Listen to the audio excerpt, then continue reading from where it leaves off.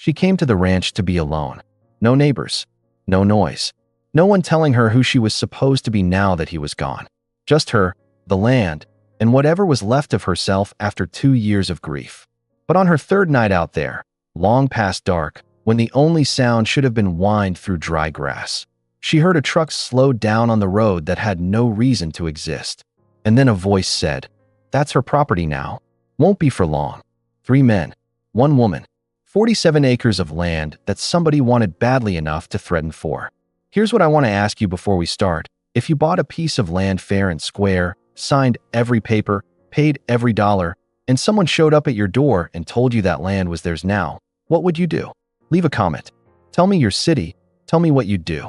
And if you're new here, hit subscribe and leave a like, because this story is going to stay with you. Now let's go back to the beginning. Miriam Calloway had not planned on being a widow at 51. She had not planned on a lot of things. The diagnosis that came on an ordinary Tuesday, the 8 months that followed with their false hopes and exhausted silences, the morning in February when she woke to find Roland's side of the bed cold in a way that was different from all the other cold mornings. She had not planned on surviving him, but she did. And when the worst of the grief had burned down to something lower and more permanent, a dull ember rather than a fire, she found herself standing in their house in Tucson, surrounded by furniture and photographs and the particular smell of a life that had belonged to 2 people and now only belonged to 1, and she thought, "I cannot stay here." The ranch had come to her through Roland's estate, a piece of land he had bought years earlier from an old acquaintance, planning vaguely to retire there, to grow something, to slow down. They had driven out to see it twice. 47 acres in the high desert of eastern Arizona, a battered ranch house with a wide porch, a dry creek bed that filled after rain, and mountains in the distance that turned every shade of purple and orange at sunset. Roland had called it the place, like it was already decided, like it had already been theirs for years. After he died, Miriam's sister Paulette urged her to sell it. "What are you going to do out there alone?" Paulette had said over the phone, her voice carrying that particular pitch of worry that Miriam had come to associate with everyone in her life. "It's in the middle of nowhere. You don't know the area. You don't know anyone." "I know," Miriam had said. "That's why I'm going." She packed a truck. She hired a woman named Odeline, a quiet, no-nonsense property manager from the nearest town, a place called Seward's Crossing, to help her with the paperwork and the practicalities. She transferred the deed into her name, paid the property taxes that were 3 months overdue, confirmed the well was still functional and the generator still worked. Then she drove out on a Thursday afternoon in late April, the desert wide and bright around her, and she pulled through the gate and sat in the truck for a long time looking at the ranch house with its weathered wood and its crooked porch railing, and she felt, for the first time in a long time, something that was not grief. It wasn't happiness. It was quieter than that. It was possibility. She spent her first 2 days getting the house in order, swept the floors, cleared the dead insects from the window sills, scrubbed the kitchen, aired out the back bedroom where a faint mildew smell had settled into the walls. She found a set of wind chimes left by the previous occupant and hung them on the porch. She found a cracked leather journal in the pantry with nothing written in it, and she set it on the kitchen table. She didn't write anything in it yet, but she liked knowing it was there. Odeline came out on Saturday morning with a list of the neighboring properties and their owners. She sat at Miriam's kitchen table drinking coffee that was too strong and went through the map with a pen, circling names. The Pruitt family, that's the largest spread, about 6 miles northeast. Old family, been here since the 40s. You probably won't see them unless there's a boundary issue. She circled another spot. The Dex operation, that's more of a grazing lease than a real ranch. 3 brothers, not what I'd call friendly, but they keep to themselves. She said that last part in the careful tone of a woman who was leaving something out. Miriam noticed. "Not what you'd call friendly," she repeated. "What would you call them?" Odeline looked at her coffee cup for a moment. "Territorial," she said finally. "The Dex brothers have had their eye on this property for a long time. They ran cattle on it when it was empty. No permission, just did it. When Roland bought it, their father, he passed about 4 years ago, came around and made some noise about it. Nothing legal, just noise. And the brothers? Haven't made any formal move. But you're a single woman, out here alone." Odeline paused. "I just think you should know the landscape." After Odeline left, Miriam stood on the porch and looked out at the land. The dry grass moved in the afternoon wind. The mountains were going gold. She had buried her husband. She had survived 2 years of grief. She had packed a truck and driven herself to the middle of the desert. She was not afraid of noise. But that night, her third night on the property, she heard a truck slow down on the road outside the fence. And she heard, through the open window, a voice say it. That's her property now. Won't be for long. She didn't sleep well after that. Not because she was paralyzed by fear. Miriam had never been that kind of woman, and grief had burned away whatever softness she might have had toward her own comfort. But she lay in the dark with the window open and her ears tracking every sound from the land, and she thought carefully about what she had heard. A truck, 2 voices, maybe 3, but only one she could make out clearly. The slow pace of a vehicle that wasn't passing through, it was observing. She got up at 5:30 and made coffee and sat at the kitchen table with Odaline's map. The Dex property bordered hers to the east.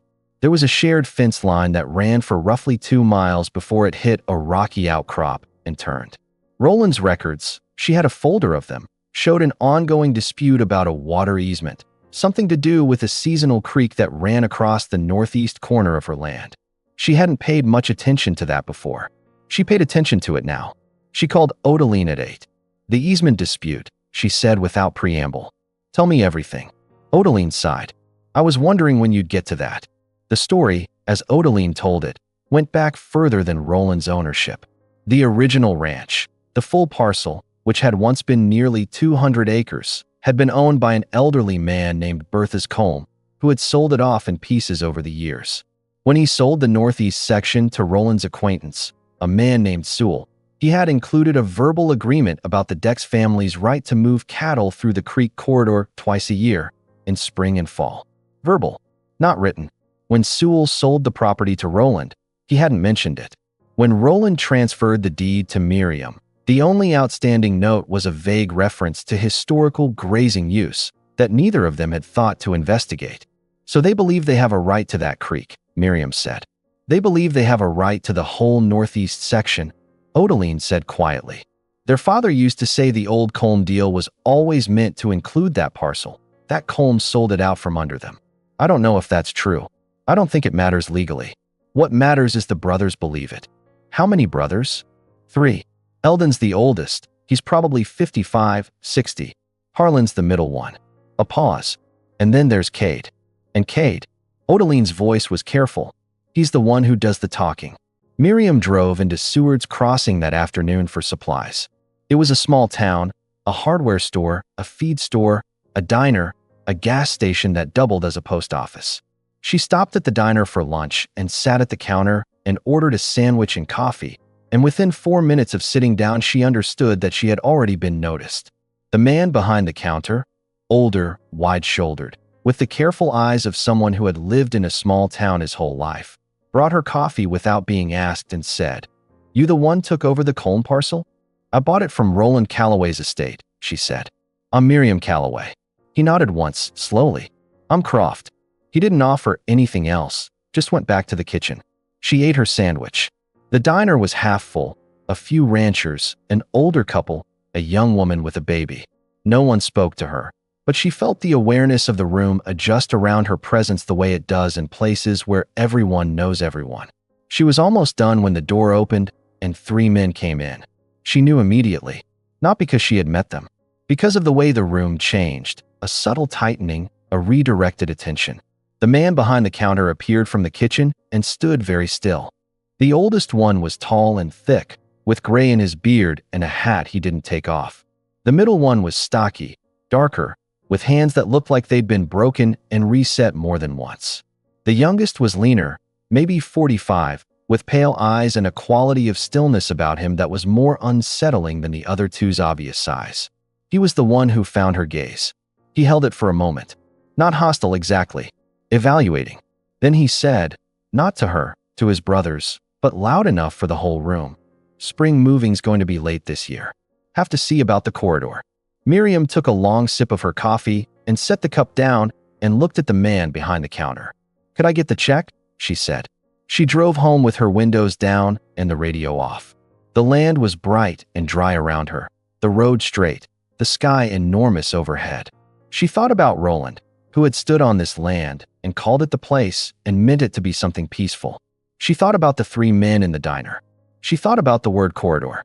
When she got home, she called her nephew Briggs, a paralegal in Phoenix, methodical and thorough. She explained the situation, the easement, the dispute, the verbal agreement that had never been written down. "I need to know exactly what my rights are," she said, "and I need to know what they can legally do and what they can't."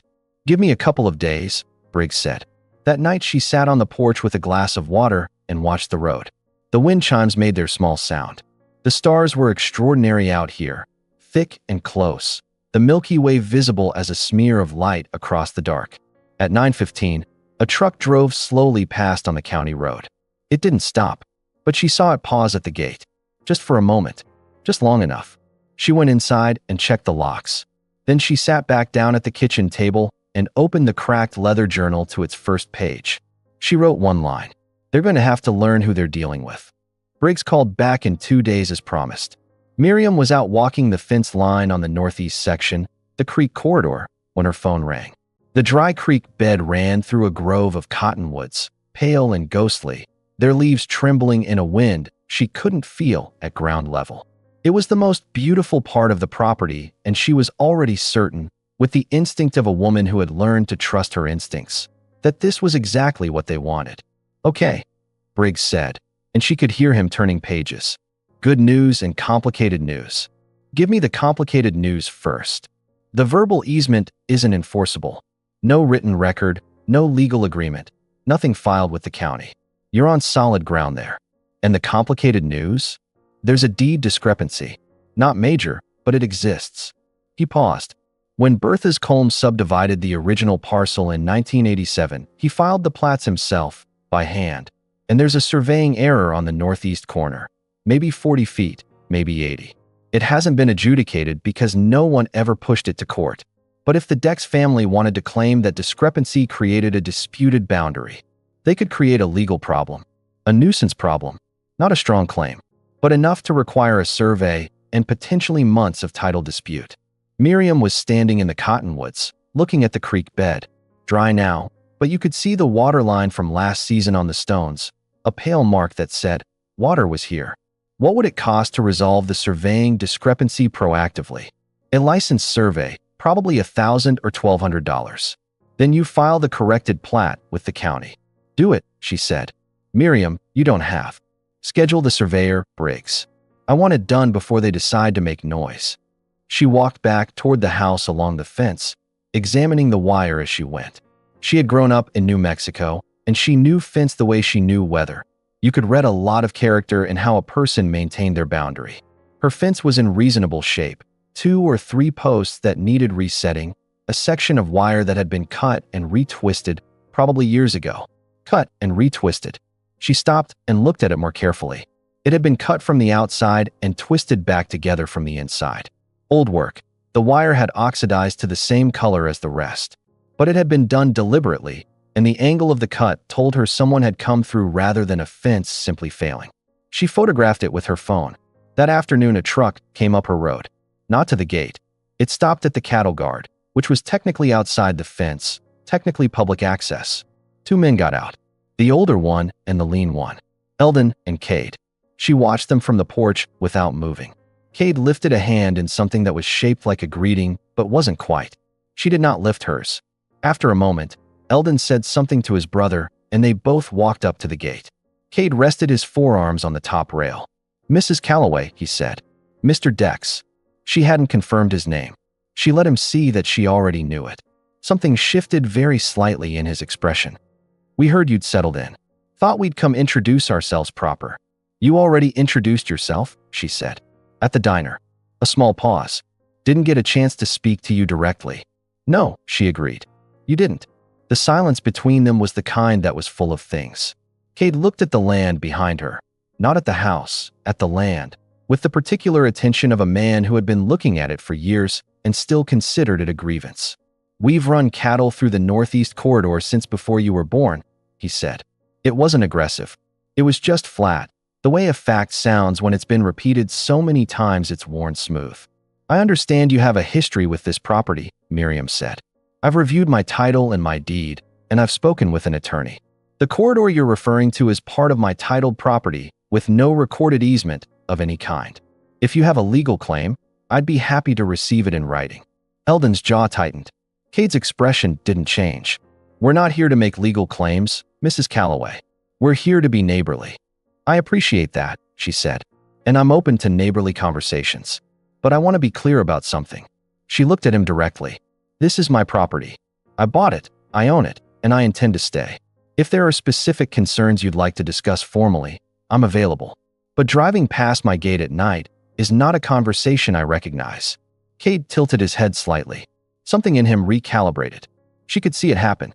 That's fine, he said. That's real fine. They drove away without hurrying. She watched until they were gone. Then she went inside and called Odeline. What do you know about Cade Dex that you haven't told me yet? A long pause. There was a woman about 8 years ago, Odeline said. Bought a small place just west of here. Young woman. Came from Colorado. Within a year, she sold at a significant loss and left. People in town said the Dex boys made things uncomfortable. Uncomfortable how? Fences that came down. Water she had rights to suddenly running different. She found a carcass left inside her fence line once. Livestock, not a threat exactly, but a message, Miriam said. A message, Odeline agreed quietly. Miriam sat with that for a moment. Outside the window, the land lay golden in the late afternoon, vast and indifferent. They expect me to leave, she said. Most people do, Odeline said. When they start in. I'm not most people, Miriam said. And I've already lost the thing that would have made me run. She hung up and stood at the window for a long time. Then she picked up the journal and wrote 2 more lines. They made a woman leave once. They think this is the same story. It isn't. The surveyor came on Wednesday. His name was Amos, mid-50s, quiet, the kind of man who communicated primarily through the precise placement of stakes and the careful rolling of maps. He walked the northeast corner with Miriam for 4 hours, shooting grade, marking references, taking photographs. He confirmed what Briggs had suspected, a surveying error of approximately 63 feet along the eastern boundary, consistent with the original 1987 hand-drawn plat. It's been sitting here uncorrected for almost 40 years, Amos said, studying his readings. Whoever bought this property should have caught it in title search. Several people should have caught it, Miriam said. No one did. Well, he looked at the stakes he'd driven. The corrected boundary actually runs about 12 feet further east than the current fence. You've been giving them land. She looked at the fence. The old cut and retwisted section was 20 yards north of where she stood. File the corrected plat as soon as possible, she said. The following morning, she found the wind chimes on the ground. The hook they'd hung from was intact. The chimes had been lifted off deliberately, not blown down. They were arranged on the porch boards in a rough circle, which might have been random and might not have been. She photographed them. She rehung them. 2 days later, her water pressure dropped to almost nothing. She went out to check the well and found that someone had partially closed the valve on the pressure tank. Not enough to cut off water entirely, just enough to make daily life difficult. The valve required a specific tool to turn, and she didn't have that tool in the house. She drove into Seward's Crossing and bought the tool and fixed it herself. She photographed the valve position and the tool marks. She also bought a trail camera at the hardware store and installed it at the gate that evening, angled to capture the road and anything that came up it. She bought a second one and positioned it on the northeast fence line, near the old cut and retwisted section. The third Dex brother appeared on Friday. She hadn't seen Harlan yet. Only Eldon and Kate had come to the gate that first day. Harlan drove up alone, mid-morning, in a different truck. He was the stocky one she remembered from the diner, with the broken and reset hands. He stopped at the cattle guard and called out without approaching the gate. "Ma'am." She was on the porch. "Mr. Dex. Just come to return this." He held up a length of fencing wire. "Found it on our side. Wind must have blown it over." There was no reasonable way for wind to carry a section of fence wire across a cattle guard and a county road. They both knew that. "Thank you," she said. He set the wire on the cattle guard post and drove away. She brought the wire inside and photographed it. Then she called a man named Garvey in Phoenix, a name she'd gotten from Briggs, who was a private investigator. "I need a full background on 3 individuals," she said. Property disputes, civil suits, anything in the county records. And I need it quietly. How fast? As fast as is thorough, she said. While she waited, she began introducing herself more deliberately to Seward's Crossing.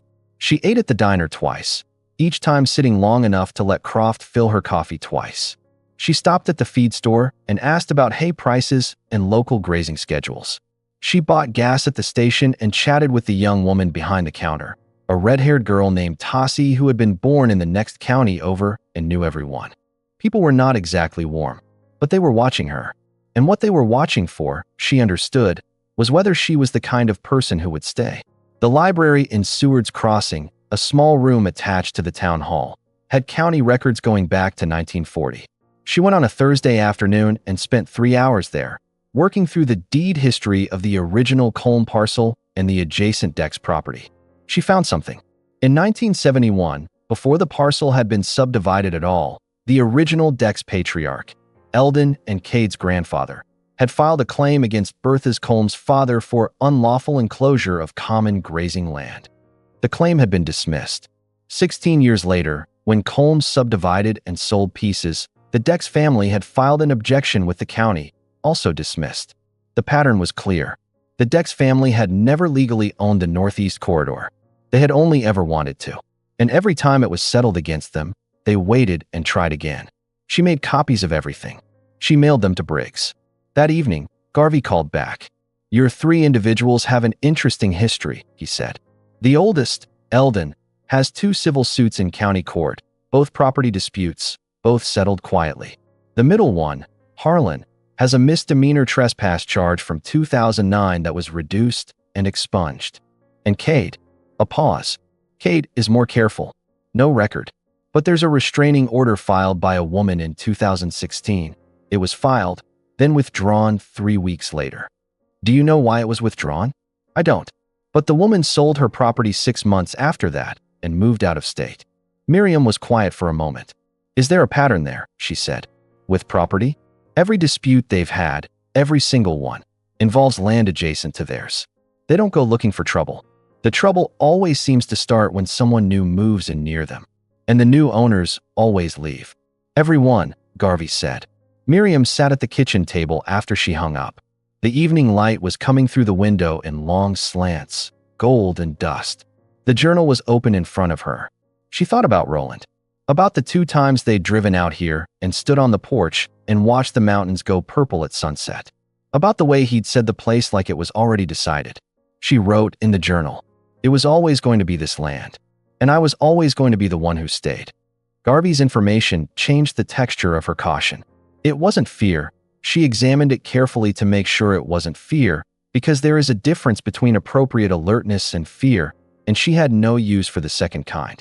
It was more like what happens when the fog clears and you can finally see the actual shape of the terrain you're moving through. The Dex brothers were not impulsive. They were patient and methodical, and they operated in a specific way, not direct confrontation, but slow accumulation of pressure until the target simply stopped resisting. She needed to change the terrain. She called the county sheriff's office and spoke with a deputy named Rennick, a younger man, cautious in the way of someone navigating local relationships carefully. She reported the valve incident, the wind chimes, the fence wire, and the truck she had heard her first night. She was precise. She used dates and times. She mentioned the trail cameras. Rennick said he would make note of it and drive past her gate on his rounds. It wasn't much, but it was a thread in the record. The corrected plat came back from Amos on a Thursday, official, stamped, filed with the county recorder. Her boundary was now legally established at its corrected position. Briggs confirmed it was in the system. She sent a certified letter to each of the 3 Dex brothers, not threatening, not aggressive, simply factual. It stated that the corrected survey had been filed, that the northeast boundary was now a matter of county record, that no easement or right-of-way existed across her property, and that any encroachment would be treated as trespass. She kept copies. She sent copies to Briggs. She also called a woman named Wexler, a local rancher who had been pointed out to her by Tassie at the gas station as someone who had been at odds with the Dex family herself years earlier. Wexler was in her 70s, sharp as wire, and she listened to Miriam's account with the attentive silence of a person who has heard this story before. The Dex boys are used to people disappearing, Wexler said. It's all they know how to do to a problem. Wear it down. I'm not wearing, Miriam said. I can see that. A pause. You want some advice from an old woman who's been here longer than they have. Yes. Don't wait for them to escalate to something large. Every little thing they do, document it. Make the record. Because when it does escalate, you want the judge to see a pattern, not an incident. Miriam was already doing most of this, but the word escalate sat with her. It came on a Saturday night. She had gone to bed at 10, which was her habit now, early to bed and early to rise in the old rancher's rhythm that the land seemed to demand. She had left both trail cameras running. She slept lightly, the way she had since her first night on the property. At midnight, she woke to a sound she recognized and didn't recognize, a distant crackling, not electrical, something organic and fast. She was out of bed and at the window before she had fully thought it through. The northeast pasture, the dry grass along the fence line. Fire. Not a large fire. Not yet, but moving, orange and low along the ground, spreading in the wind toward the cottonwood grove and the creek corridor. She pulled on boots and grabbed her phone and ran. She called 911 while she moved, her voice steady and clear. Fire, rural property, northeast pasture, Callaway Ranch, County Road 14. The dispatcher's voice was calm and professional. She kept running. She had a water tank on a trailer, a small one, 200 gallons, that she'd bought for exactly the kind of dry summer emergency the land demanded. The tractor was in the small outbuilding, and she had practiced the hookup twice because she was that kind of woman. She had the trailer coupled and the tractor running in 4 minutes, which was not fast enough and was faster than most people could have managed. The fire was in the grass, not the trees yet. The cottonwoods were still standing in their pale, ghostly line, visible against the orange glow. She drove the tractor hard along the interior fence track, came at the fire from the west where it was thinnest, and started running water along the line. Back and forth. The tank was 200 gallons and it lasted 12 minutes, and she used every drop with precision, wetting the grass ahead of the fire's eastern edge and letting the wind work against it. When the fire department arrived, 20 minutes after her call, which was good time for a rural volunteer company, the fire was contained. Not extinguished, but contained. She had held the line. The lead firefighter, a woman named Grady with ash on her cheekbones and a calm professional manner, looked at the burn pattern and then at Miriam and said, very carefully, "This fire started at the fence line." "Yes," Miriam said. "It did. Not inside. At the line." "I know," Miriam said. She walked Grady to the trail camera on the northeast fence. They pulled the car together. The image was grainy in the dark, but it was clear enough. A figure on the outside of the fence line. A flicker. The beginning of the fire. Grady looked at the image for a long time. Then she looked at Miriam. "You'll want to call the sheriff," she said. "Not a deputy. The sheriff." "Yes," Miriam said. "I will." She stood in the field after the trucks left, the smell of smoke thick around her, the cottonwoods still standing, the creek corridor intact. The eastern sky was beginning to lighten. The mountains were a dark line against something less dark. She had won this round. And she understood now, with a clarity that came from standing in a burned field at 4 in the morning, that they had made a serious mistake. They had been careful for years, careful enough to avoid any provable act. In their patience and their certainty that she would leave, they had miscalculated. She had not left. And now there was a camera card with a face on it. She called the sheriff at sunrise. His name was Aldous Pruitt, the same Pruitt family Odeline had mentioned her first Saturday, the old family 6 miles northeast. He was in his late 50s, deliberate in his movements and his speech, with a face that had been weathered by the same sun and wind as everything else out here. He arrived at her property at 7:30 in the morning with a deputy and a crime scene technician from the county seat. Miriam gave him everything. The trail camera card, the photographs she had taken over the past 3 weeks, the valve, the wind chimes, the fence wire, the vehicle on the road her first night, the certified letters she'd sent and their receipts, Garvey's findings, the civil suits, the 2016 restraining order, the county records from the library, Amos's survey filing, a complete, organized record in a manila folder she had assembled specifically for this moment. Pruitt went through it carefully, standing at her kitchen table, taking his time. "You've been building this file," he said. "Yes." "Since when?" Since before I arrived, she said. Odeline told me enough to know I should be prepared. He nodded slowly. He studied the camera image for a long time. The figure was male, the build consistent with any of the three brothers. The flicker of ignition was visible. It wasn't a perfect image. A good defense attorney would call it ambiguous. But it was real, and it was there. This is arson, he said. Yes. On a rural property, with dry grass, in May. This could have taken the cottonwoods, the outbuildings. Could have spread to the house. Yes, she said. It could have. He was quiet for a moment. Then he looked at her directly. Mrs. Calloway, the Dex family and the Pruitt family have been neighbors for 60 years. I want to be honest with you about that. I appreciate it, she said.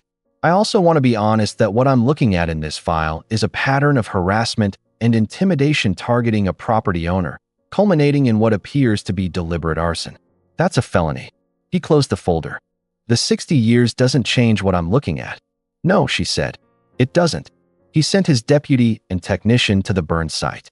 He made a phone call she couldn't hear from the kitchen.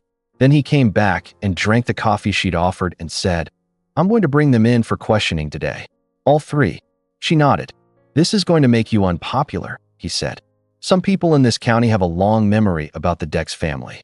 I was unpopular the day I arrived, Miriam said. I don't need to be popular. I need to be here. He almost smiled. Then he left. She sat on the porch and waited. The questioning happened that afternoon at the county sheriff's office in the nearest town. She wasn't there. Briggs drove out to be with her instead, and they sat at the kitchen table and went over the full legal picture, and Briggs told her what he had confirmed. Between the arson evidence, the documented harassment, and the boundary disputes, there was enough for a civil claim against the Dex brothers even if the criminal investigation didn't result in charges.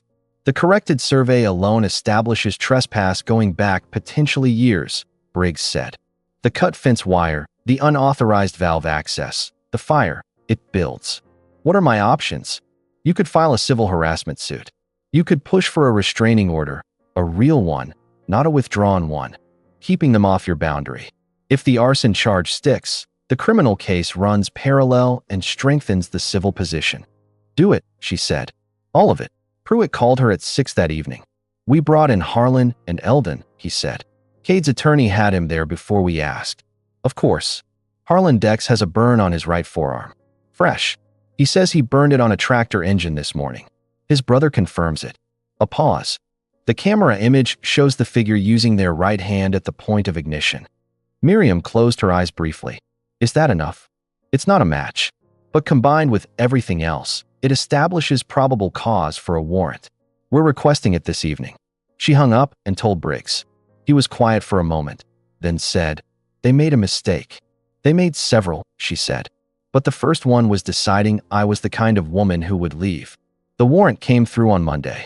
The search of the Dex property found accelerant, a metal container with residue consistent with the burn pattern on her fence line, in an outbuilding on Eldon's portion of the spread. They also found a printed copy of her corrected survey, annotated in the margins with measurements and notes. They had been studying her boundary. The district attorney's office filed arson charges against Harlan Dex on Wednesday. Eldon was charged as an accessory. Cade, careful, lawyered-up Cade, was named in the civil harassment suit that Briggs filed the same week.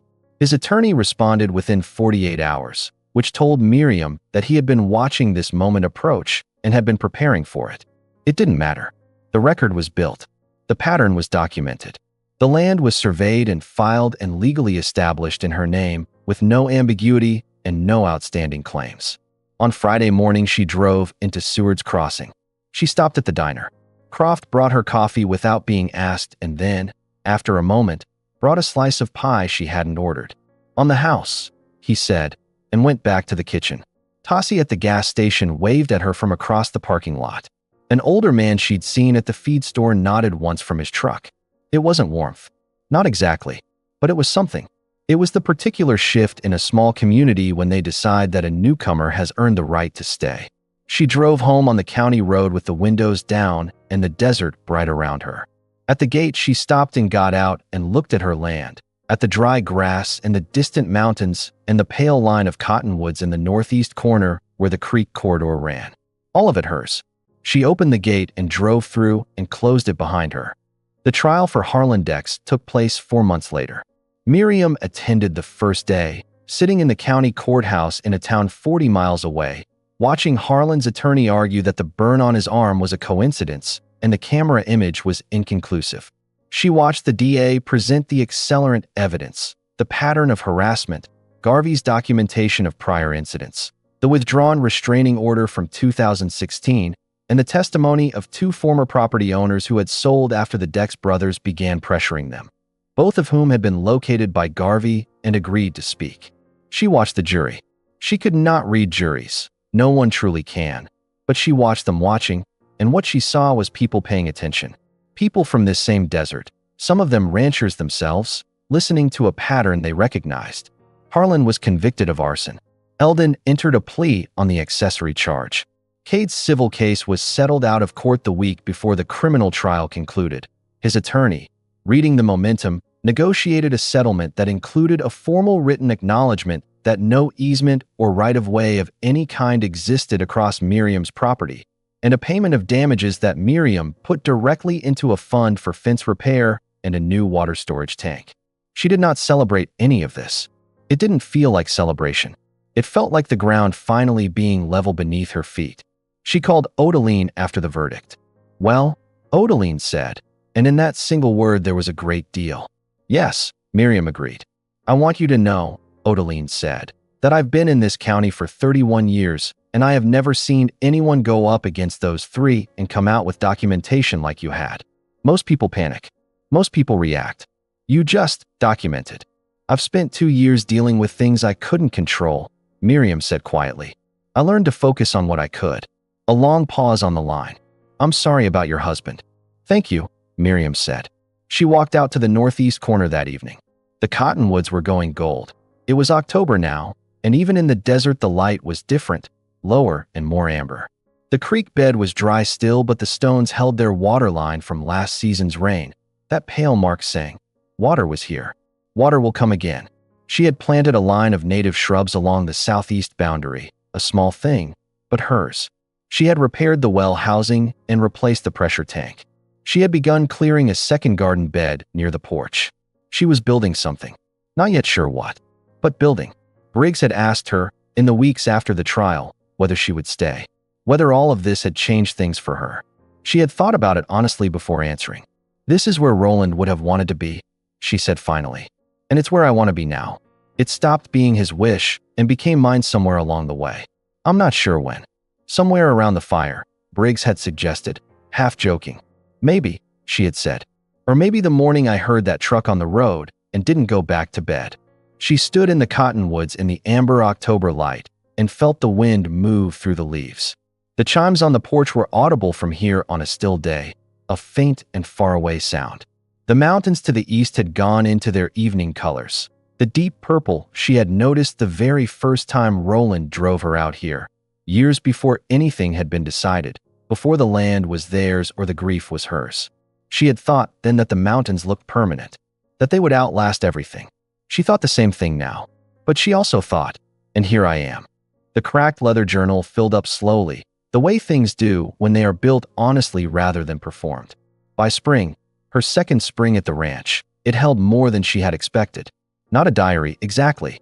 More like evidence. The surveying notes from Amos, copies of letters, a pressed cottonwood leaf, a photograph she'd taken of the creek when it ran for the first time after a 3-day rain in November, the water moving silver over the stones, the water line she had memorized finally being matched by the real thing.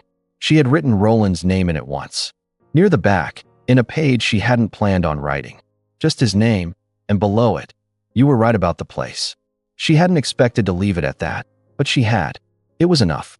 Wexler came out in March, driving a battered truck with a dog in the back and a bottle of scotch on the seat, and they sat on the porch and drank and watched the evening and talked about nothing of consequence for a long time. Then Wexler said, "I've been out here 40 years and I've seen a lot of people come and go. This county chews people up." "I noticed," Miriam said. "What made you different?" "Not in a boasting way. I'm asking sincerely." Miriam thought about it. "I had already lost the worst thing," she said finally. "When you've already lost the worst thing, smaller losses don't have the same leverage. They tried to take the land, and I thought, What are they going to do after that? Because I've already been through the worst of it. I'm still standing. Wexler was quiet for a moment. That's not something most people know about themselves. I didn't know it either, Miriam said. Until I did. In April, a woman drove out to the ranch from Seward's Crossing. Young, maybe 30, recently divorced, looking at a small property 2 miles down the road with clear uncertainty in her eyes. Tassie at the gas station had given her Miriam's name, had said there was a woman out there who had settled in and knew the area. The woman's name was Selah. She sat in Miriam's kitchen and drank coffee and looked at her hands and asked, "Is it hard, being out here alone?" Miriam considered the question carefully. "It's hard in some ways," she said. "The work is real. The distance is real.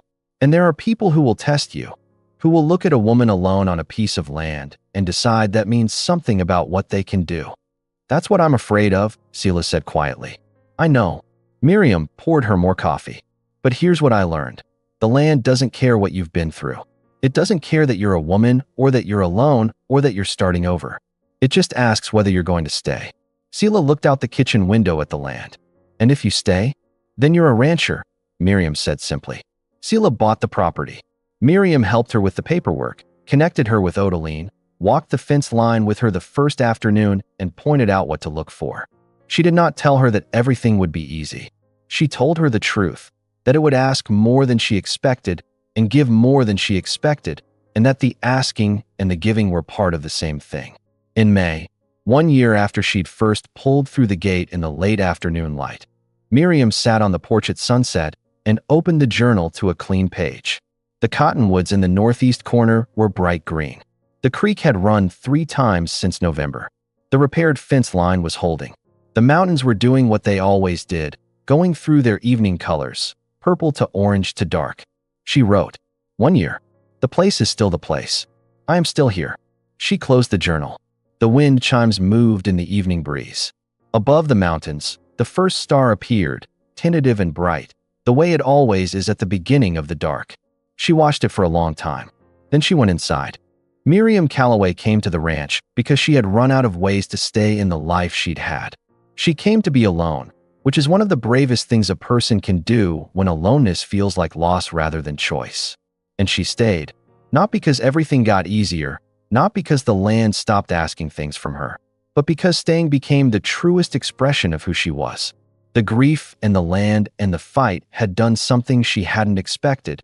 They had introduced her to herself, to the version of herself that documented rather than panicked, that planted shrubs while sending certified letters, that held a fire line at midnight with 200 gallons of water and then called the sheriff at sunrise.